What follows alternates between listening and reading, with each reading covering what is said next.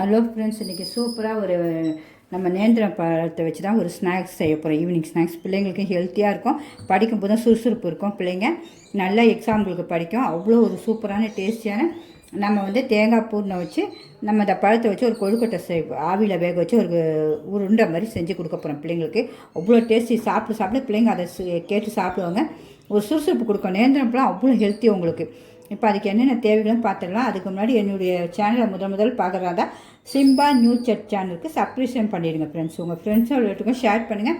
இது எல்லாமே வீட்டில் இருக்க பொருள் தான் செய்வேன், தவிர நமக்கு மசாலா ஐட்டங்கள் வெளியே கடை பாக்கெட்டுங்க எதுவுமே வாங்க மாட்டேன். அதுதான் என்னுடைய சமையலில் ஃபஸ்ட்டு. உங்களுக்கு நீங்கள் போய் பாருங்கள் என்னுடைய வீடியோஸு, அதில் எல்லாமே இருக்கும். இப்போ நேந்திர பழம் எப்போவுமே நம்ம கிடைக்கும் உங்களுக்கு. இப்போ நேந்திர பழம் கொஞ்சம் சீசன் கொஞ்சம் விலை நார்மலாக இருக்குது, அதனால் பார்த்தேன், வாங்கினேன். சரி, அதை நல்லா பழமாக பழுத்துருக்கணும். இதை இப்படி மேலேயும் கீழேயும் கட் பண்ணிவிடுங்க. கட் பண்ணிவிட்டு நம்ம இட்லி பானை இருக்குது பார்த்தீங்களா, அதில் தண்ணி ஊற்றிருக்கேன். நம்ம இட்லி வேக வைக்கிற மாதிரி தான் தண்ணி ஊற்றிருக்கேன். அதில் நமக்கு என்னென்ன சைஸ் வேணுமோ அந்த சைஸ்க்கு, ஏன்னா இப்படி நம்ம டக்குன்னு வெட்டினா வச்சுக்கோங்க, டக்குன்னு வெந்துடும் அதில். அதுக்காக தான் இப்படி வச்சு நல்லா விசில் வச்சு அது இட்லி வேகிற மாதிரி வேக வச்சோன்னா எடுத்து தோல் உரித்து மசிச்சு வச்சுக்கணும். இப்போ அதுக்கு என்னென்ன தேவைகளும் பார்த்துருவோம். அடுத்தது அதுக்கு என்னென்ன தேவைகளும் பார்த்துருவோம். அதுக்கு ஹீரோவே நமக்கு பச்சரிசி தான். நம்ம வீட்டில் எப்போவுமே பச்சரிசி ரெடியாக வச்சுருப்போம். இடியாப்பத்துக்கு நம்ம எல்லாத்துக்குமே செய்கிறதுக்காக வச்சுருப்போம். முறுக்கு கூட இது அவசரத்துக்கு செய்யலாம். இந்த மாவில் அந்த அளவுக்கு நைஸாக அரைச்சி மிஷினில் கொடுத்து வேக வச்சு ஆவி கட்டி வச்சுருப்போம் வறுத்து. உங்களுக்கு அந்த அரிசி தான் எடுத்து வச்சுருக்கேன். இந்த அளவு கப்பில் ஒரு கப்பு ஃபுல்லாக எடுத்து வச்சுருக்கேன். நம்ம அந்த பழம் வெந்து நல்லா மசிச்சுட்டு அதில் போட்டு கலக்கணும். நமக்கு எவ்வளோ வேணுமோ அவ்வளோ வச்சுட்டு கூட மீதி வச்சுக்கலாம். பத்தனை விட நீங்கள் கொஞ்சம் போட்டுக்கலாம். அதுக்காக உங்களுக்கு சொல்லியாச்சு. இந்த ஒரு கப்புக்கு தான் மிஷின் உள்ளே அதில் எடுத்து போட்டிருக்கேன், வேறு ஒன்றும் இல்லை. ஏன்னா அப்புறம் தேங்காய் பூ ஒரு கப்பு ஃபுல்லாக தேங்காய் பூ நம்ம நல்லா வறுக்கிறதுக்காக தேங்காய் பூ வறுத்து நாட்டு சக்கரை எடுத்து வச்சுருக்கேன். வெல்லம் கருப்பட்டி எதுனாலும் நீங்கள் எடுத்துக்கங்க. ஏன்னா இது சுவை சூப்பராக இருக்கும், மண் இருக்காது மெயின், அதுக்காக எடுத்து வச்சுருக்கேன் சுத்தமானது. அப்புறம் சுக்கும் ஏலக்காவும் எப்போவுமே நுணுக்கி வச்சுருப்பேன். அது ஒரு பிஞ்சு உப்பு சுவையை தூண்டி கொடுக்கறதுக்கு. நம்ம அப்புறம் நெய், அதுக்கு ஒரு ஸ்பூன் நெய் ஊற்றி தான் நம்ம இதை வதக்க போகிறோம். உங்களுக்கு நல்லா பூர்ணத்தை நம்ம நல்லா உள்ளே வந்து அந்த பூர்ணத்தை வச்சு உருண்டை பண்ணுறதுக்காக பூர்ணத்தை வறுக்க போகிறோம். அதுக்கு மெயின் எப்போவுமே நம்ம கொஞ்சம் ஒரு சிட்டிக்கு மஞ்சத்தூள் போடுவோம். அந்த மஞ்சத்தூளையும் நம்ம எடுத்து வச்சுருவோம். மஞ்சத்தூளையும் எடுத்தாச்சு. எப்போ வீட்டில் அரைச்சது தான் எல்லாமே பார்த்து அரைச்சி வச்சுருவோம். ஃப்ரீயாக இருக்கும்போது எல்லாம் அரைச்சி வச்சுருவேன். அதுமாரி இப்போ நம்ம அதுக்கு பழம் வெந்தோன்னா அடுத்தது ஒன்று ஒன்றா பார்த்துருவோம். இது அவ்வளோதான் ஈஸியான 10 சொல்கிறேன், அவ்வளோ ஹெல்த்தி. 8 வயசு குழந்தைன்னு நம்ம பிள்ளைங்க சாப்பிட ஆரம்பித்தாலும் நீங்கள் அந்த பூர்ணத்தை ஒரு உருண்டை கையில் கொடுக்கலாம். நம்ம 80 வயசு நம்ம பெரியவங்க வரைக்கும் நல்லா விரும்பி சாப்பிட்லாம். அப்படிப்பட்ட அந்த இது ரவுண்ட் பால் கொழுக்கட்டையை விடாதீங்க கண்டிப்பாக. உங்களுக்கு பிடிச்சிருந்தா கண்டிப்பாக லைக் பண்ணுங்கள் ஃப்ரெண்ட்ஸ். இப்போ நம்ம வாழைப்பழம் வெந்துட்டுருக்கட்டும். அதுக்காக நம்ம அந்த பூர்ணை ரெடி பண்ணிக்கலாம். ஸ்டவ் பற்ற வச்சாச்சு. ஒரு சின்ன பேன் வச்சுருவோம். நமக்கு வச்சுட்டு ஒரே ஒரு ஸ்பூன் நெய், அவ்வளோதான், ஒரு ஸ்பூன் நெய் வறுக்கிறதுக்காக.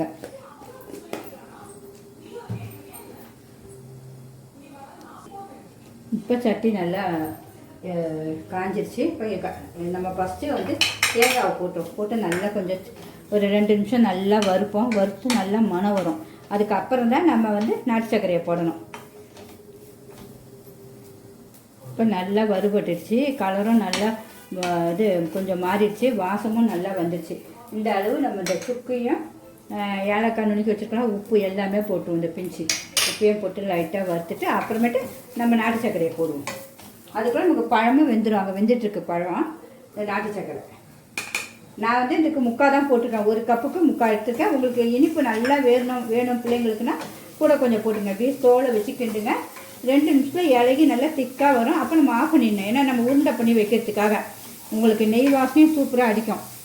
ஒரு 2 நிமிஷம் கழிச்சு அப்படியே பார்ப்போம், கிண்டி விடுவோம் கை விடாமல். இப்போ நம்மளுடைய தேங்காயும் அந்த நாட்டு சர்க்கரையும் பாருங்கள் நல்லா கிண்டி அந்த இலக்கம் கொடுத்து வரும். அப்படியே நமக்கு நல்லா சுருண்டி வந்தோன்னா ஆஃப் பண்ணிடணும்.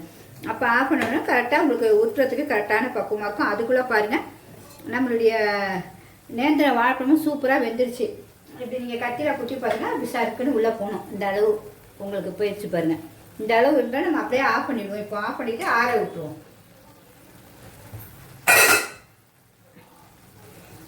அவ்வளோதான், ஆறட்டும்.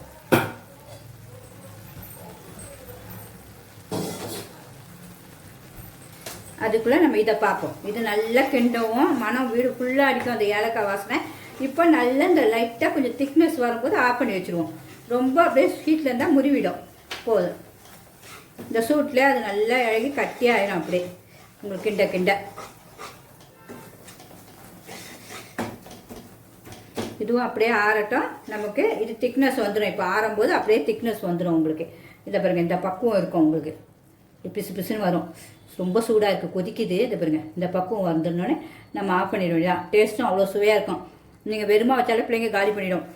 இப்போ இந்த சூட்டில் இது நல்லா இறுகிடும் உங்களுக்கு. அப்போ அப்படி ஆஃப் பண்ணிவிட்டு நல்லா ஃபேனில் ஆற வச்சிடும். அதுக்குள்ளே அதை ரெடி பண்ணிவிடும். நம்ம பூர்ணம் அதுக்குள்ளே ரெடி ஆகிடும். அதுக்குள்ளே அங்கே வாழைப்பழத்தை பார்ப்போம், நல்லா வெந்துருச்சு. இதை பாருங்கள், இப்படி கையில் வச்சோன்னே அப்படி அழுத்தினாலே அமுங்கணும். எவ்வளோ ஆவி பறக்குது, ஆனால் சூடு இருக்குது. இந்த மாதிரி எல்லாத்தையும் உரித்து வச்சுருவோம். சுடுது. இப்போ நல்லா மசிச்சிருவோம். அப்படி கையில் வச்சாலே உங்களுக்கு மசிச்சிடும். தெரிஞ்சு பாருங்கள் சூடில். நான் சூடாக இருக்கணுன்னா இப்படியே இந்த நமக்கு நல்லா அமுக்கிறதுல வச்சா நல்லா மசிக்கிறத வச்சா மசிச்சிருவோம். நல்லா மசிச்சிட்டோம்னா இவ்வளோ குறைவாக இருக்கணும். வேக வச்சது. அப்போ தான் அது சுவை சூப்பராக இருக்கும். நல்லா பழுத்த பழமாக வாங்கிக்கிங்க. கலர் நல்லா மாறி இருக்கணும். அப்படி வெந்தோடனே நல்லா சூப்பராக இருக்கும். உங்களுக்கு ஒன்று போட்டாலே நல்லா ஃபேமிலி ஃபுல்லாக சாப்பிடலாம். ஒரு 4 பேர் குடும்பத்தில் தாராளம் உங்களுக்கு. ஏன்னா முதல்ல உங்களுக்கு கொஞ்சமாக செஞ்சு காட்டும்போது பிள்ளைங்க பிக்னஸ் பிள்ளைங்களும் கற்றுப்பாங்கன்னு தான் செய்கிறேன். வேறு ஒன்றும் இல்லை. என் வீடியோவை எல்லாருமே கற்றுக்கணுன்றதுக்காக தான் போடுறேன். நல்லா மசிச்சிடுவோம் உங்களுக்கு கைப்பட. உங்களுக்கு மசிக்க முடியல, என்னால் இதை மாதிரி மசிக்கிறது இல்லைன்னா நீங்கள் வந்து மிக்சியில் கூட போட்டு அரைச்சிடுங்க. நான் மிக்சியில் அரைக்கலை, இதுவே நல்லா மசிச்சாச்சு. அவ்வளோதான். இந்த அளவு வந்துடணும்.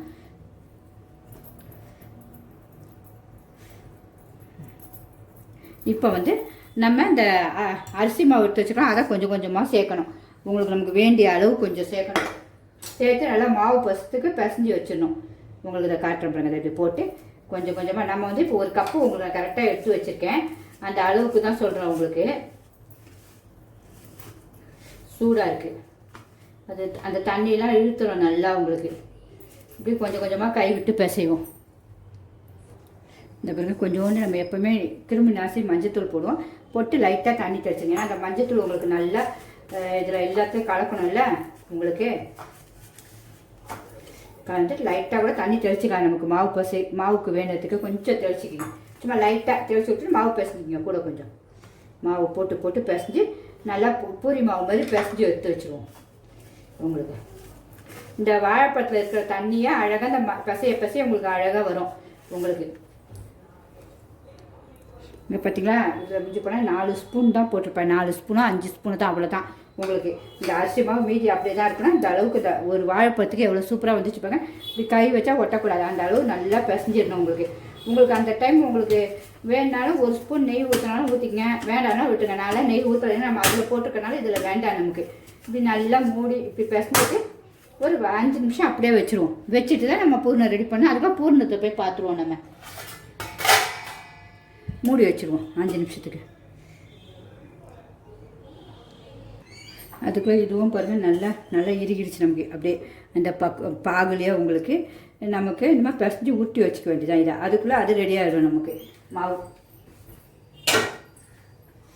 நமக்கு கொஞ்சம் உங்களுக்கு கையில் வந்து வெறுமா ஊற்றாலும் ஊற்றிக்கிங்க. அப்படி இல்லைன்னா இந்த தேங்காய் எண்ணெய் இப்படி ஒரு சொட்டு, அவ்வளோதான். ஒரு சொட்டு தேங்காய் எண்ணெய். பிகினர்ஸ் பிள்ளைங்களுக்காக சொல்கிறேன். இப்போ பெரியவங்களுக்குலாம் நமக்கு தெரியும் எப்படி செய்கிறதுன்னு. இப்படி எடுத்து நல்லா கையில் இப்படி அமுக்கி ஊற்றிக்கிங்க பூர்ணத்தை. சூடாக தான் இருக்கும். லைட்டாக சூடாக இருக்கும்போதே இப்படி உருட்டி நல்லா கை உள்ளங்கையில் வச்சு இப்படி பண்ணிங்கன்னா இந்த இப்படி வந்துடும் பால். அந்த நம்ம நெய் ஊற்றுறது நல்லா ஷைனிங் இருக்கும். வேறு ஒன்றும் டேஸ்ட்டும் சூப்பராக இருக்கும் உங்களுக்கு. இதேமாரி நம்ம எல்லா பால்ஸையும் செஞ்சு வச்சுருவோம் ஒரு பிளேட்டில்.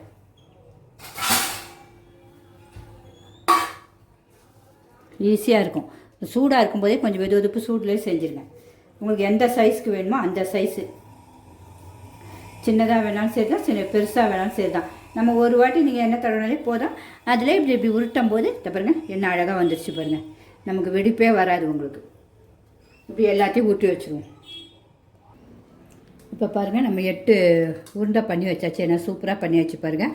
உங்களுக்கு வெறுமா சாப்பிட்டே அவ்வளோ டேஸ்ட்டாக இருக்குது. அந்த கடையில் இருக்கிறதெல்லாம் அப்படியே சாப்பிட்டாச்சு உங்களுக்கு. இப்போ அதுக்கு நமக்கு இட்லி பானையில் தண்ணி வச்சுருக்கேன், கொதிக்க வச்சுருவோம். இப்போ ஸ்டவ் பற்ற வச்சு நம்ம அது ரெடி ஆகணும் இல்லை உங்களுக்கு.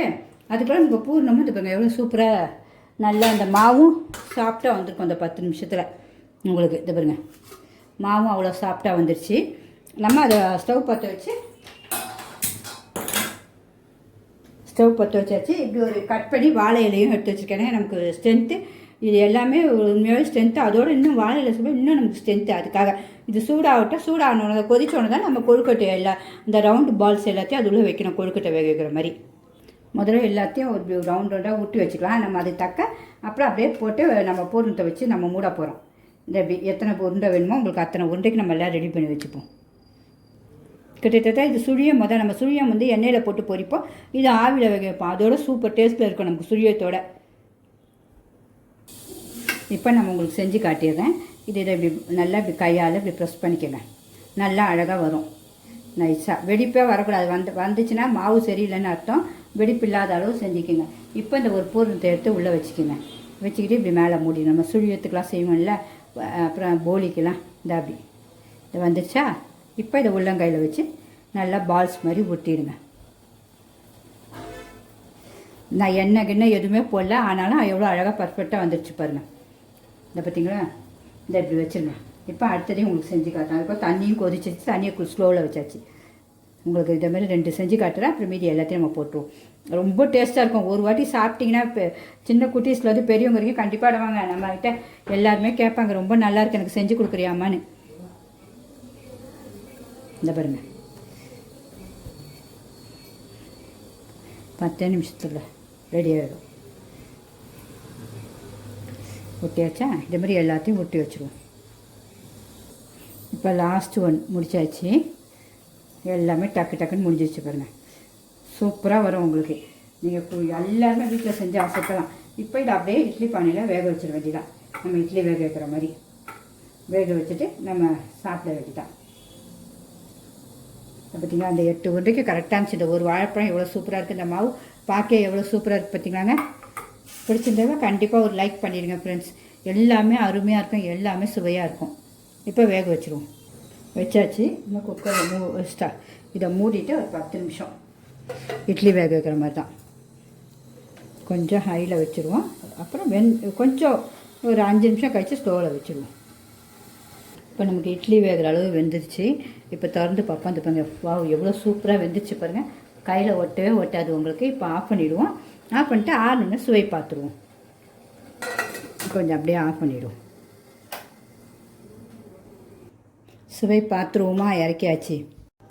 நம்முடைய நேந்திர பழம் தேங்காய் பூரணம் உருண்டை ரெடி. பார்த்துருவோமா எப்படி இருக்குன்னு பாருங்கள். அப்பா பார்க்க எவ்வளோ சூப்பராக இருக்குது பாருங்கள். அல்டிமேட்டாக இருக்குங்க. சுவை அவ்வளோ அட்டகாசமாக இருக்கும். டேஸ்ட்டு கண்டிப்பாக பார்க்கணும்ல. நம்ம டேஸ்ட்டையும் பார்ப்போம். டேஸ்ட்டு காட்டுறோம் பாருங்கள். பாருங்கள், பிக்கும் போதே அந்த பூரணத்தோடு அவ்வளோ சூப்பராக வருது. அப்பா வேறு லெவலுங்க. சொல்ல வார்த்தையே இல்லை. அவ்வளோ ஒரு டேஸ்ட்டாக இருக்குது. பஞ்சு மாதிரி இருக்குது. பிரிய அப்படியே வருது பாருங்க. அந்த பூர்ணெல்லாம் அவ்வளோ டேஸ்ட்டாக இருக்குது. மிஸ் பண்ணவே பண்ணாதீங்க ஃப்ரெண்ட்ஸ். கண்டிப்பாக எல்லாருமே இதை போய் செஞ்சு சாப்பிடுங்க. ரொம்ப ஹெல்த்தி.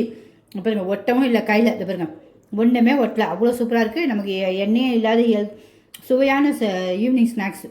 பிடிச்சிருந்தா கண்டிப்பாக ஒரு லைக் பண்ணுங்கள் ஃப்ரெண்ட்ஸ். பாய்.